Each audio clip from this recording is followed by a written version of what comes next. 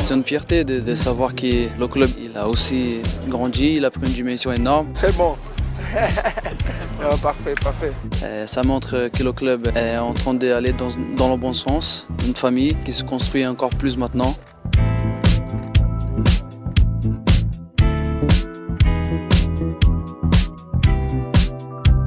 Et bienvenue dans la quotidienne tout le monde, j'espère que vous allez bien. Les amis, les joueurs parisiens en visite sur le chantier du campus PSG, le futur centre d'entraînement des joueurs de la capitale, visite guidée faite par Nasser Al-Khelaifi. Coût du projet, 300 millions d'euros d'après les chiffres donnés par le club. Livraison prévue en 2024 donc pour ce nouveau centre d'entraînement. En attendant, beau gosse les Parisiens en mode Bob le bricoleur. Bon, il y en a juste un qui n'a pas du tout l'air fait pour ce métier, hein, mais personne ne lui en voudra. Espagne, avec la victoire 3-1 hier du Real Madrid face à l'Atlético en quart de finale de la Coupe du Roi, avec notamment un but de Benzema et un de Vinicius. Belle réponse du Brésilien qui avance ce match et peut-être tombé sur cette photo, voilà, d'une poupée avec un maillot à son nom pendu à un pont, hein, très classe, voilà. Mais le karma et le talent ont parfaitement répondu. Kamavinga, tenez, lui a joué une bonne partie du match latéral gauche après la blessure de Ferland Mendy et il a tenu la baraque, mais est-ce qu'il aime ce poste auquel il a aussi joué en bleu? On le rappelle, commence pas. Voilà, a répondu le Français à un message qui disait « Le numéro 12 va rester couloir gauche ». Bon, la réponse à notre question est non. Et après la Coupe du Roi, la Super Coupe d'Arabie Saoudite. Bah oui, normal, on l'adore cette Super Coupe, et pas parce que Ronaldo joue à Al Nasser, non. Mais vu qu'on parle de Ronaldo, eh bien défaite pour le Portugais face au grand rival d'Al Ittihad en demi-finale. Al Nasser s'incline 3-1, Ronaldo n'a pas marqué, et des Messi ont jailli des tribunes. Voilà. Et tenez, avant le football vrai, vous connaissez peut-être les caméras embarquées en Formule 1. Vous savez, les petites caméras dans le casque qui nous permettent de suivre les courses à la première personne. Et moi, je suis persuadé que dans quelques années, même plus vite qu'on peut le penser, les footballeurs seront équipés d'une petite caméra d'1 gramme là sur leur maillot.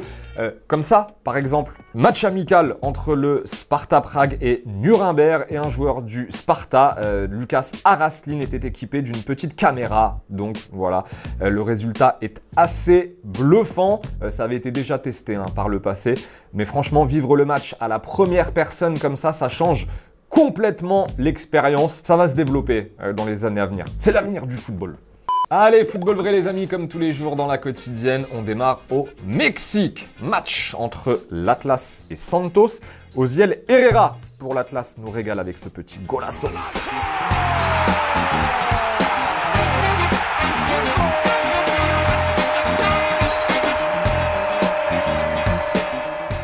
Et au Brésil, victoire 1-0 du Grêmio face au Brasil des Pelotas avec un but du pistolero évidemment. Luis Suarez, bien parti pour nous régaler lui dans le championnat brésilien.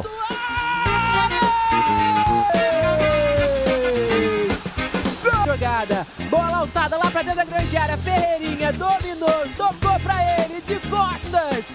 Et en parlant du Brésil, tenez, sachez que le club de l'Atlético Paranense s'est vu infliger du huis clos après des incidents entre supporters en tribune. Et plutôt que de jouer dans un stade vide, eh bien figurez-vous que pour un match, seules les femmes et enfants étaient admis au stade. Voilà, prix du billet, 1 kg de nourriture, voilà, à redistribuer à des personnes dans le besoin. Superbe initiative. Et c'est vrai que ça donne un stade un petit peu plus apaisé que quand certains excités sont là. Agora.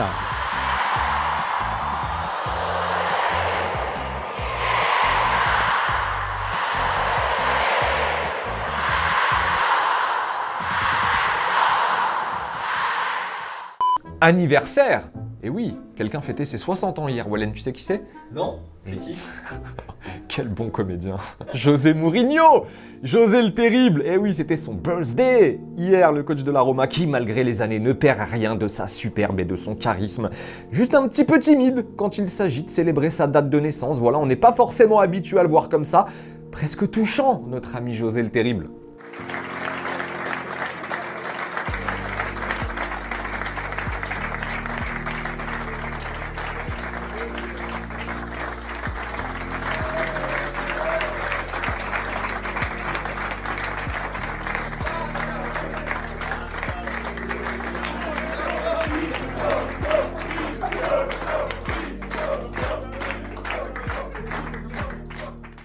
Bon, un mot quand même de la Ligue 1 aussi, avant de doucement se diriger vers la fin de la quotidienne. Le programme de la 20e journée, va y avoir du beau ballon ce week-end. Ça commence avec un petit derby breton ce soir, Lorient-Rennes, ce sera à 21h. Demain, 3 Lens à 17h, Marseille-Monaco, gros choc, là aussi, entre sudistes, ce sera à 21h. Petit Nice-Lille, dimanche, ça aussi, ça va être sympa. La journée se terminera par un petit PSG-Reims à 20h45, dimanche soir.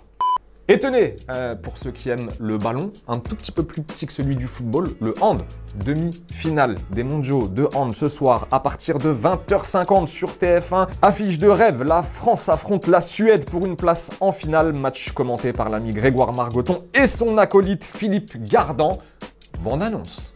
Événement, championnat du monde de handball. L'équipe de France, championne olympique en titre, s'est qualifiée pour les demi-finales de la compétition. Une très belle victoire de l'équipe de France. Les Bleus rêvent d'un 7e sacre mondial. Face au tricolore, la Suède, championne d'Europe en titre et pays co-organisateur de l'événement. À Stockholm, le défi sera immense pour les handballeurs français, devant plus de 20 000 spectateurs suédois. Un choc à ne pas manquer. Allez, c'est la fin de la quotidienne, les amis. Comme tous les jours, on se quitte en images et en musique. Passez un très bon week-end et on se retrouve lundi, évidemment, pour un nouvel épisode. Salut.